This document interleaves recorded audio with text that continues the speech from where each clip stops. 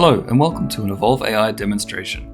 In this video, I'll walk you through how to run variant code on your website without the use of the web editor.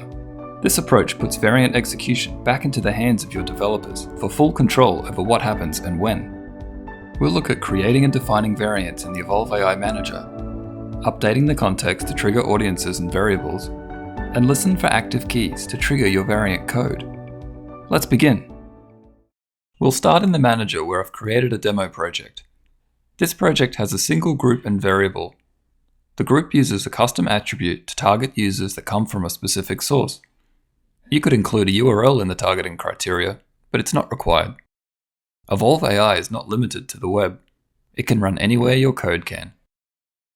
The custom attribute, search source, is generated by our client-side code based on a query parameter called source that contains a referral string.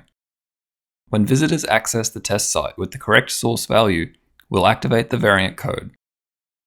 There are two variants in the redirection variable, page 1 and page 2. Each contains a JSON object with a URL value. Note the variable key as you'll need this to execute the variant code later. You can generate the keys automatically or define them yourself. If you're running variant code on site, you might want to use key names that make sense to your developers. Here we've used landing page for the group and redirection for the variable. The combined key for the variable reads as landing page.redirection. Make sure you set your project audience and optimization metric, then move to live. Running variant code yourself is easy with the help of the Evolv AI SDK. This demo assumes you've installed the web loader snippet onto your website, but you can also implement via the SDK directly. Using the Evolv client, we can listen for the variable key we created in the manager. When it becomes active, we take the value of the variant, in this case a URL, and use it to change the window.location value and redirect the user to another page.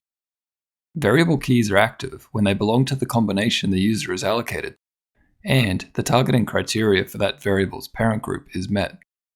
In this case, the landing page group requires a source parameter in the query string. Here's some code to extract the search parameters from the URL and add them to the context. If the value of the source parameter matches the targeting criteria, the keys will activate, triggering the variant code. It's time to test our setup and see if the variant redirect works. When I load the test page, nothing happens. That's because the variable key isn't active yet. We need to set the source parameter first. When I add source equals another website, which is the value I set in the targeting criteria, the page redirects. The variable key we're listening for has returned the URL, and our redirect code changed the value of window.location. I've shown you how to create variables and variants in the manager, listen for active keys, and execute your own variant code. You can now run your own variants anywhere you want, without relying on the web editor. For more information about the Evolv SDK, or to read about this demo with screenshots and example code, please visit evolvai.zendesk.com.